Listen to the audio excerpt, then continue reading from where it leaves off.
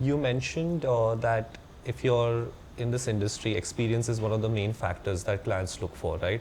So if someone is starting off fresh and someone has zero experience, what would be your advice to that young professional who wants to get into this field and has zero experience, hasn't executed any wedding as such, but wants to get into it? How do they start? They start by coming on weddings, like how Nama mentioned that we hire local support, right? That's their entry stage, those local support. So what we like to do is, okay, though we like to further segregate our local supports as well, where we do your overall management, then we have heads of hospitality, then we have head of logistics, then we have your hamper team, then you have your runners, and then you have your boys who are just there to help you all, right? So that's your entry, that's your freshers entry that they come into, okay?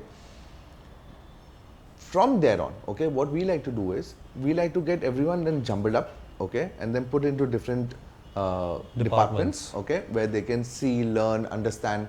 You know, the minds are fresh. You know, they want to. The eagerness to learn is there, so their output is even more better. Yes, they'll ask 10,000 stupid questions, but those stupid questions are very big questions in their heads, which we need to answer them, though we feel it's stupid. But what happens in this? They are learning, right, and then they will evolve throughout. That you basically need to have the hunger to learn, right? My only advice to all my junior staff that I tell them is put your head down and just work. Okay, just understand, you know, don't work like donkeys, okay, be a little smart, but understand the work. Once you understand the work, it's not rocket science, it's just common sense and common knowledge, right? And once you start exercising that matter in your brain, okay, you can reach the skies there. Yeah, the foundation has to be strong to reach the skies. Absolutely. And you know, it just cannot just open up a shop in like a year and say, boss, I have 1 year of experience, you know, come. But a lot of people do that. Yeah. So you have a lot of wedding planning or even event companies that open and shut. It is okay, I'll start this today. It doesn't work out. Okay, I'll leave it. I'll start something else.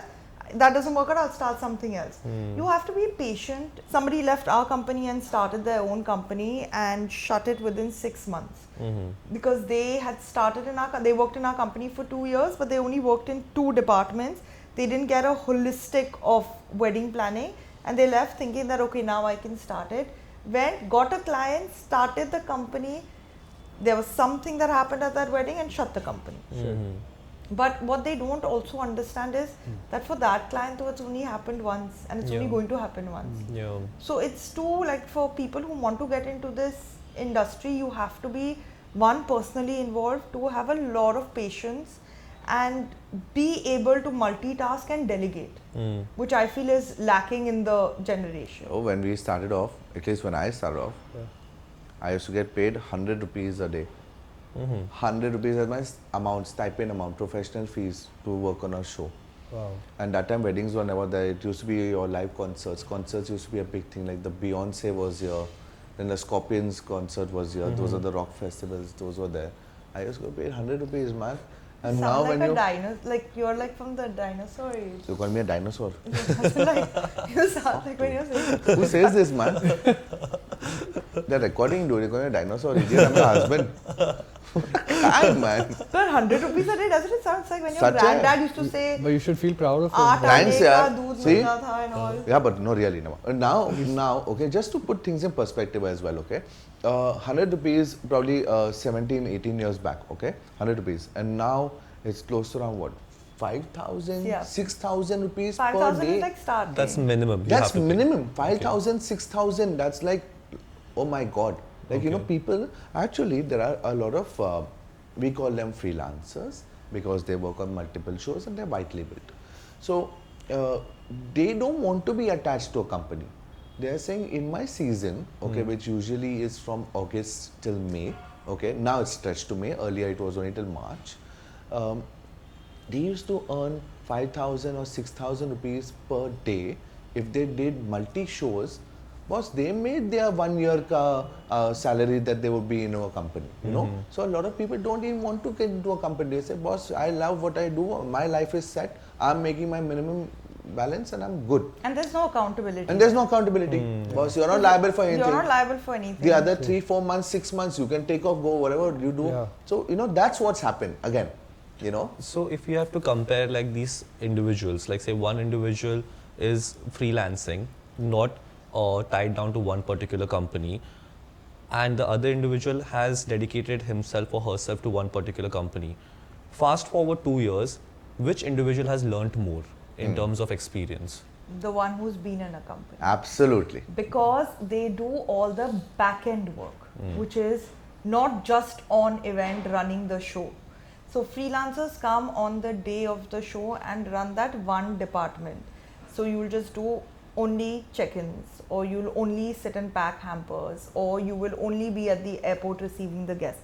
That's one scope. When you're working in a company, you get a more holistic understanding of what goes on in the back end and an understanding of every single department in depth. Also, you are attached to the client.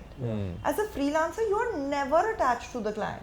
The client only knows your face and your name. Even they might not even know your name. Yeah. They even this wedding that we did, अरे वो logistics वाले को बोलो गाड़ी भेजने. They don't even know your name. So there's no attachment.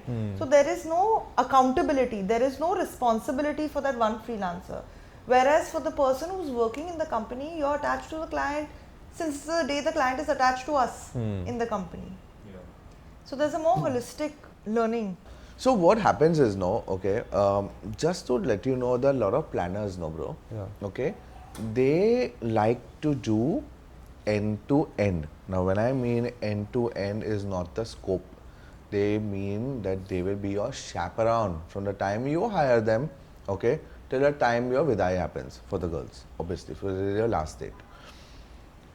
They will come to your jewelry store, they'll help you pick the design, they'll go to your designer, they'll talk to you about the designs that need to happen, they'll curate it. Those are very different type of wedding planners. Yeah. Then there are these different type of wedding planners who like to stick to only your hospitality, your logistics, your decor, technicals, all those scopes is something that I do. So when you say your external vendors or your external factors that come in play to tie the entire bit, वो ना ज़्यादा नहीं होता है यहाँ पे. Okay. The family takes care of it. Okay. Now family has their own jeweler. Okay, their trusted old jeweler. Okay, which they'll go to. They know what designs they need to make. They know कि हाँ मेरे को बेटी को पहनाना है वो that jewelry. यही लहंगा पहनेंगे वो, यही गारा पहनेंगे, whatever. So so that doesn't come into our scope. Okay.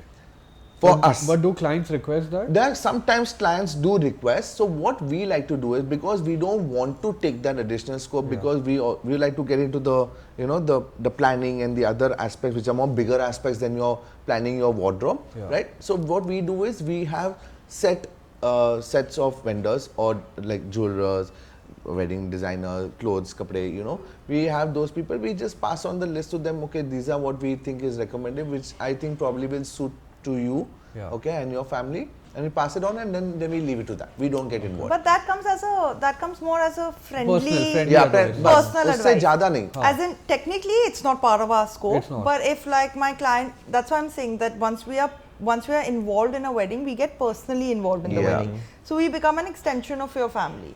So I remember having a bride who had a nervous breakdown just before going to the mandap.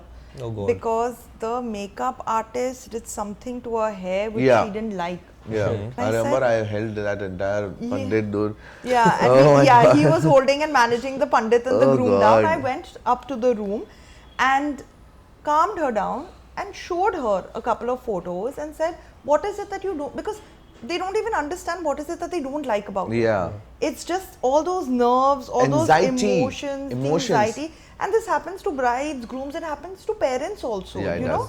So for us, we have to manage that. I can only manage that if I am personally involved. So when a bride comes to me and asks me, okay, what lehenga should I wear? I'll give you an advice if I feel personally connected to you. Otherwise, then I'll say, I think it's your personal decision. Maybe you can check out these 1-2 websites. You know, if I was not personally involved with that bride, I would not leave my work and go up to calm her down, because technically it's not my scope of work. Yeah, you're just doing this as a good person, and like because you good guys, person. I feel like you love your job so much. I'm a good person. And what a guy! You have doubts? What a guy!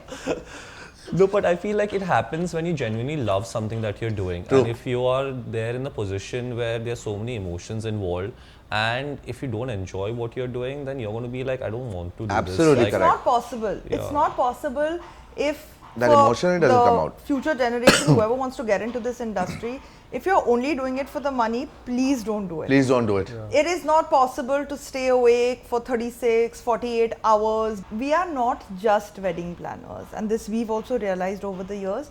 We are more psychologists Yeah. to the client, because it's not just bridegroom, it's also two different families. Even if they're the same community, they still have very different beliefs. You have to manage that, you have to manage their emotions. We've had so many weddings where we've had a group which we create on WhatsApp for like where everybody in the family is part of it, decision makers, including the bride and groom. And then we've had separate groups with the bride and groom because they want something completely different and the parents want something completely different. So we then become the mediator to sell what the bride and groom want to their own parents. Correct. So it's more like a counselor sort of a job. have people left the groups while the discussions are Yes. happening? Yeah, Yes. yeah, absolutely. Yes, the And they rejoined, obviously. yeah, they've rejoined, but the Calm fights down. luckily are not because of us or Yeah. we are not involved in it, but it's two members of the Family. that are arguing about food. Yeah. And you're just a spectator that, kya Yeah. ho raha hai? Like, theek hai, No, me too. what we like to do is, no, at least what I like to do is, I just like to switch off. I mean, like, we are there whenever we are asked or when we like to come in, because some point of time, though, we have to come and cut that conversation, because or it becomes too ugly. And then you can't have that, man. So then, what we like to do is we just come in subtly and we tell them, listen, we'll have it your way as well, and we'll have it your way as well. Yeah. And then it just settles down. Because when it comes from a external, like a third person, then they understand, okay, listen, yes, it is kind of. And I Correct. think many times what happens is that if someone who doesn't have experience Yeah. in this field and they're arguing about a certain topic that I Yeah. want it this way, I want it this way, but you have seen so many weddings over the years, Yes. Correct. you come up with a solution which they probably don't even see. Exactly. Then you guys can just cut off over there and say that, guys, I know you guys want this, you guys want this solution, this. That's and correct. we can do that and everyone's happy. Correct. And the clients don't mind listening to us because technically they're paying us. They're paying us for that, right? Yeah. They're paying us for our services. So they don't mind listening to us, irrespective of whatever the age or the experience of the client is. Got it. So, but we also have to think on our feet, because when this discussion is happening or an argument is happening, we can't take like a day, 2 days to come back with a solution. We have to think on our feet, we have to be in sync, and we explain to our clients beforehand that all our conversations they're just conversations, they are no decisions. So if I'm saying X, you don't have to do it, it's just a suggestion. Maybe think about it, let's circle back the next day, maybe some more ideas will come about. We listen more to our clients than talking, because without listening, without understanding what they are actually, it's not only about what they say, it's also about what they don't say. Correct. We have to understand all of that to curate the experience, because you can do decor work, you can get the best decorator, you can have the best designs, you can have the best food.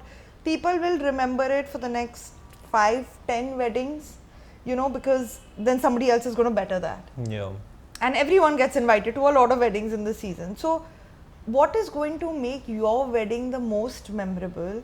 I'm not saying food and decor is not important, but it is going to be how we made them feel. Correct. And when On I the say day. we, I mean the client families and and us. us. So if the client is going to be stressed about something, it's not going to work out, because that stress is going to trickle down to our team also. It's going And to it'll trickle show on down their to the face. guests also. No one's going to have fun. Yeah. And at the end of the day, it is about giving that experience to your guests. Otherwise, why are you calling them? Yeah. So you guys bring the joy Yes. to the family. Absolutely.